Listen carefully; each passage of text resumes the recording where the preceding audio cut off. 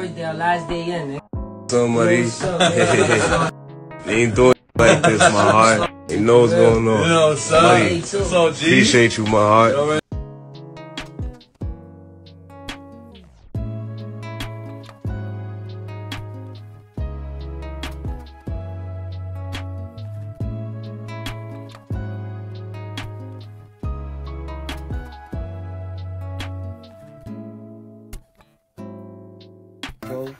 Come on, man. Little shuffle, bro.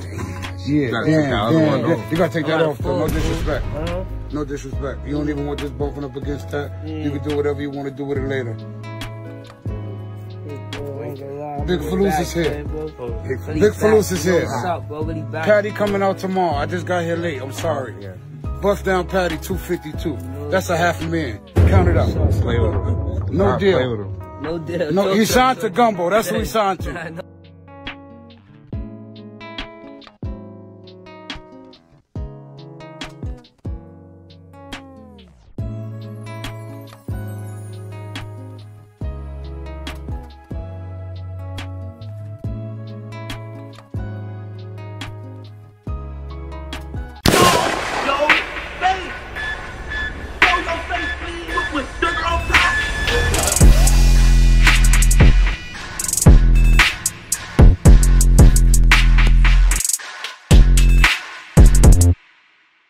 Hey, what's up, y'all? Y'all know my slogan.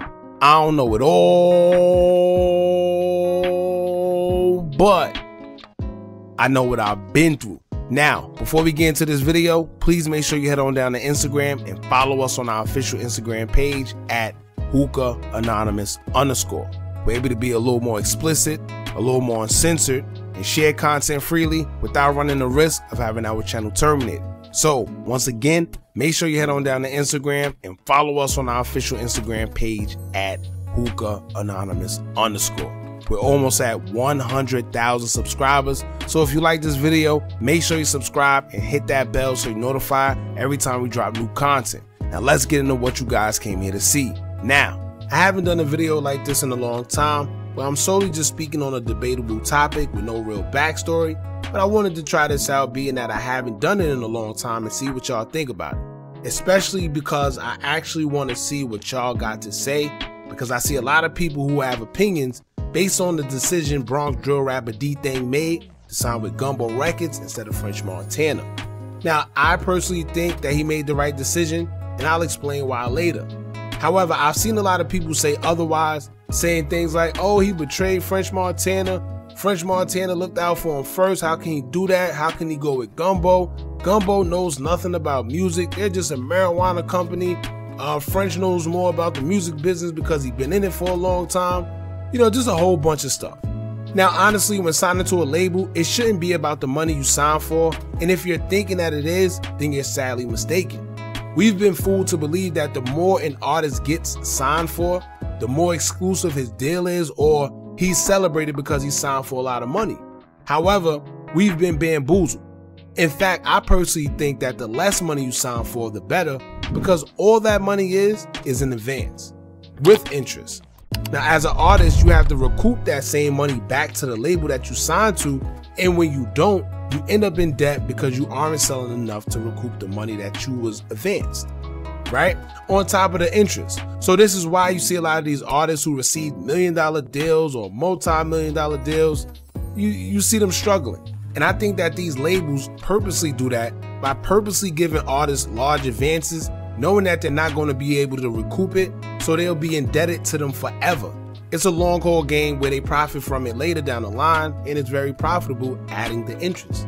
And business-wise, it's smart, but it's unfortunate for the artist that doesn't know what's going on. Now, honestly, these days, unless you're Drake and selling a bunch of streams and records and breaking records, taking an advance can be dangerous because the average artist these days have a career span of only 2 to 3 years, if that. And when the fans are no longer checking for you and interested, the labels stop pushing them because they're not making no money. So these artists become fly-by-night artists and you just stop hearing about them altogether. But let's get back on track. Now, when it comes to DThang, let's debunk some misconceptions that people have about the CEO of Gumbo, which is Hookah Anonymous, and let me explain how he's been around the music industry for a very long time, but people just didn't know. Now, although he's most notable for his marijuana brand Gumbo that he shares with his wife Alexis Major, before Luca was known for that, he was also a part of artists' careers behind the scenes that were associated with Dipset in the early 2000s. I was able to take these artists and put them in a position where they had got record deals, or they got signed, or they got seen, or they got heard, or they got exposure. So that's something that was always implemented in my life, and I always wanted to like share with others, right? And then now you got current day, you got Gumbo.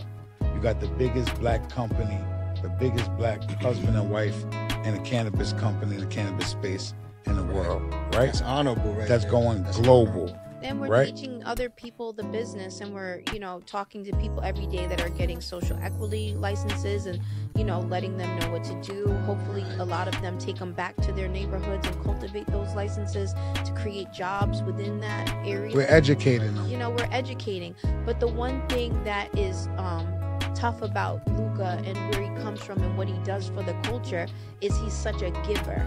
Luca Brasi had a music group in the past that was affiliated with Dipset called the Talibans. He's also responsible for bringing rappers such as J.R. Ryder, Hell Rell, and others. So when people say that he don't know the music business like French Montana, they're sadly mistaken, because he's already had artists before and made connections in the game by being affiliated with Cameron and Dipset. We just try to be transparent with the younger culture and also lead them in the right direction, and for us that means God.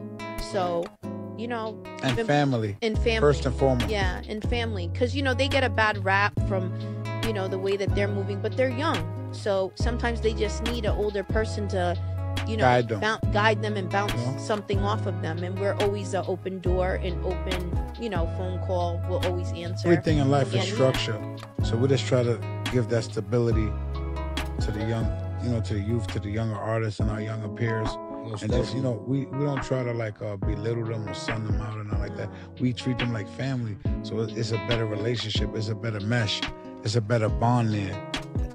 Now, there's a bunch of things I can go on about when it comes to Luca and his foot in the industry, whereas he's been behind the scenes in the industry just as long as French Montana, if not longer. However, this isn't about Luca and his background. Let's speak on why signing to Gumbo would make more sense for DThang than signing with French Montana. Now, for one, French Montana already has a group called the C Boys, and by C, you should already know what I mean, but the YouTube guidelines, I'll just say C.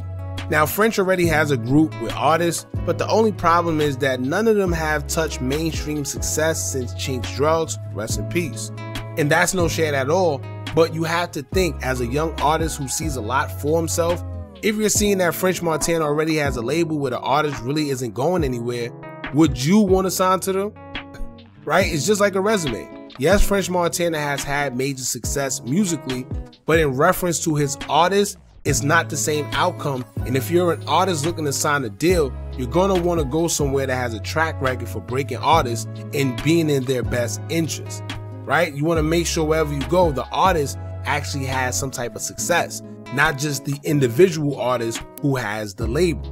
So going back to the resume reference, right? If you're looking for a job, or a job is looking to hire someone, and they get your resume and it don't fit the criteria that they're looking for, they're not going to hire you. That's it. They don't see anything in you that can help further their brand or their company, right? They don't see any of that in your resume, and that's exactly what's happening with DThang. French Montana and his label may not fit the criteria of the label that DThang is looking for. And going somewhere that has a bad track record for breaking artists wouldn't be in your best interest. It's like a recipe for disaster. You already failed before you even started, right? Now, on the flip side of that, you have Luca Brasi and his Gumbo label that he recently started, where he's fairly new, so we can't really speak on any real accomplishments yet. But this will actually allow DThang to set the tone for the new label himself. Not to mention, with him being their first artist that they're trying to push heavy the way they're doing, this will cause them to be more focused on him as an artist instead of him getting overlooked by other artists that was already a part of the label before him. Now, the focus is more on him. He'll get their attention and one hand washes the other. Because being that the label is just starting out, they'll work extra harder because they also have a point to prove, as well as being that they're just starting out. So as long as DThang is successful in producing enough where everybody benefits, the label will always make sure they do everything in their power to keep him happy and successful. It's always good when both parties have a point to prove, because you wouldn't have to worry about you as an artist putting in more effort than your label is. When something like that occurs, usually it's because the label isn't that interested in you. Not to mention, pay attention to the perks of the deal as well as with Gumbo. I'm not referring to just the big chain or money that DThang received, but Luca and his wife Alexis are hustlers. Not only do they have their own marijuana brand, but they've also got their own slot on Hot 97, which means it's mandatory that DThang gets on the radio at least on Hot 97. You know? But all jokes aside, I brought that up because I also want to highlight the fact that French Montana at the end of the day is an artist himself.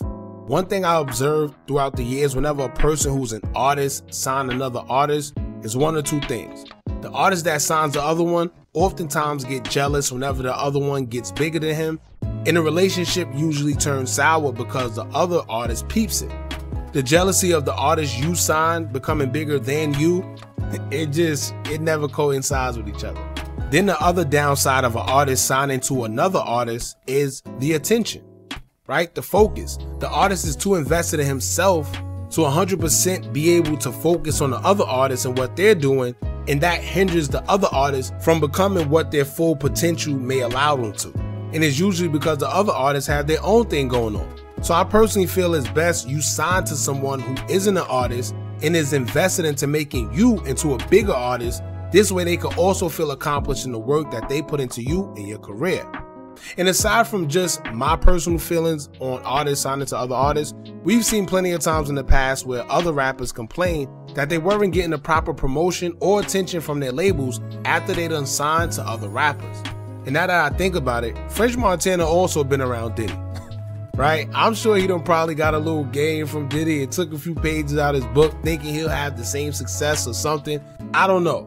But anybody affiliated with Diddy, when it comes to making deals and I gotta be under them and signed to them, I don't want no parts, right?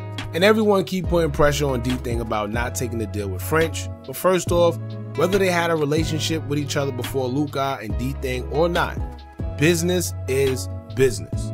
We could be friends, but business comes before that when it comes to signing your damn life away. So who knows, maybe Luca just had the better deal. Maybe DThang did what was in the best interest of him. Maybe French's proposal wasn't as convincing as Luca's, who knows. However it goes, it was a decision that DThang made based upon himself, and if he's fine with it, then that's all that matters. Simple. Now I just want to put that out there because I've seen this becoming a big debate on social media on whether DThang made the right decision signing with Gumbo or not. However, I want to hear what y'all got to say about this. Do y'all think DThang made the right decision signing with Gumbo or not? And if so, let us know why or why not in the comments, y'all. Don't forget to like, comment, share, and subscribe. Hit that bell so you're notified every time we drop new content. And remember, as long as you keep on watching, I'm going to keep on dropping. And I'm out.